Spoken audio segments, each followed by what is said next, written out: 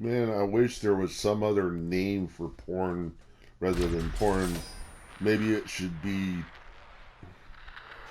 fantasy. Sexual fantasy is what it is. It's not.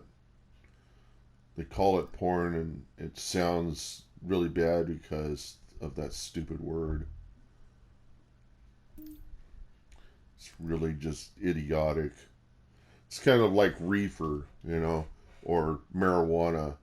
The word has developed a bad connotation when really it is fairly mundane and innocent. But our stupid government tends to lump everything together as being evil, and as a result, because of the legality of and criminal nature of such content, it drives people to be involved with criminals and putting their lives at risk because of stupid government uh, sides, or either controls the culture or sides with it. And I blame the world. I don't blame religion. I blame the world because people misinterpret religion and will pick anything that they think is legitimate, when in reality I think it's quite searching for some perfect world on earth that isn't attainable. Man, Jesus even knew it wasn't attainable. And really the only thing you can do is find some sort of satisfaction, and in that satisfaction you've relieved your stress. You can think clearly cognitively, and because either you're subject and repressed by social perception, or you can free yourself from the chains of perception of external perception, which may actually be fictional or made up in your own mind and other people's minds. I mean, it's just like terrorism.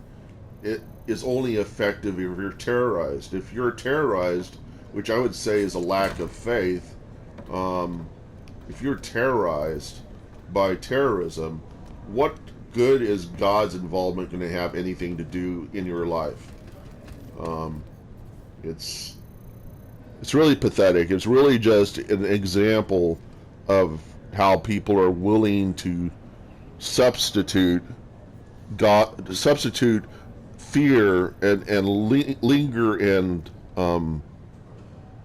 dwell on fear, rather than to relieve them from the grips of fear, to understand that God is in control. Because what fear does is it gives you the concept that you're out of control, and then some way that you're able to maintain control, and you might not turn to prayer as a solution to the inability to maintain control, and will actually seek out and try to control the people that you think are that you can control. As in terrorists, you can seek out and find the terrorists and incarcerate them, but until then, they're going to have such a great effect on the world. And if the world just turns a blind eye to it, in a sense, the terrorism has no effect. The terrorists are going to lose. They're going to lose the hope of ever having an effect, because nobody's responding to their threats, and because only terrorists can kill a limited number of people because they don't have a large army. So how they're more effective is by videotaping and having news organizations show their content to the world. And the only reason why the news organizations show the content is because they know it drives views to their channel. So the solution is to realize that you have no control over stuff that happens in another part of the world, and that by watching on TV, you are having no effect on the outcome of such terrorism.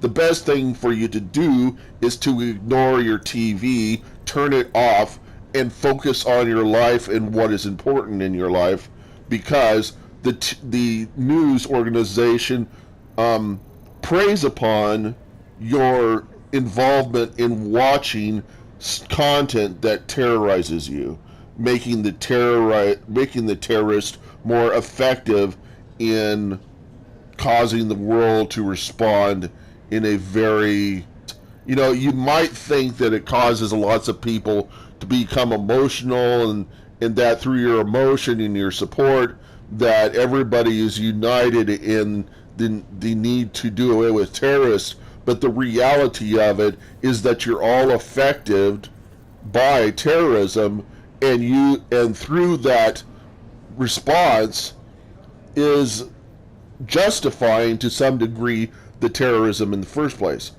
It's not a sin to ignore people who really just want attention. They might escalate it, or they might lose all hope, and therefore fall to dissolution. And I believe that terrorism is only effective as long as the people who bring these people together that they brainwash, whenever it is not effective, whenever the world doesn't respond to it, is the day when terrorism is no longer an effective method of bringing about change. And really all terrorism is a group of individuals that have figured out a nerve in the backbone of the world that gets a response, and stimulating that nerve, though it's a very small part of the entire body of the world. And it's because the people who carry out the terrorism are not large enough to actually have an effect on the world. That they're individuals, and they're a fringe group, they're a minority, and they probably are not doing what they're doing for a legitimate reason.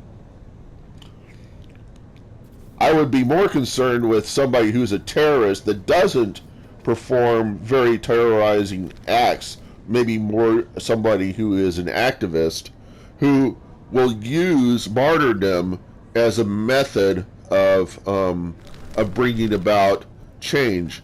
So rather than killing other people, they would basically commit suicide in an open forum, which is a kind of martyrdom, to let people know that they died for a good thing to do, but it's a whole lot better than killing somebody else.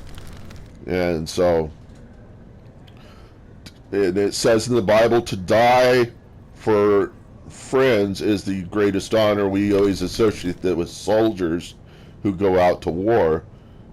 And what defines these wars? What are they really fighting? Are they fighting for liberty? Are they fighting for people's rights? Are they fighting for what is this guy hanging around me for? Hi. Oh, is it? What is your name? Oh, it's Tendril. Yeah, whatever. Tendril Pulver. He's a psychopath. Yeah, he's just hanging around me. Wonder if he's has something to say. Anyhow,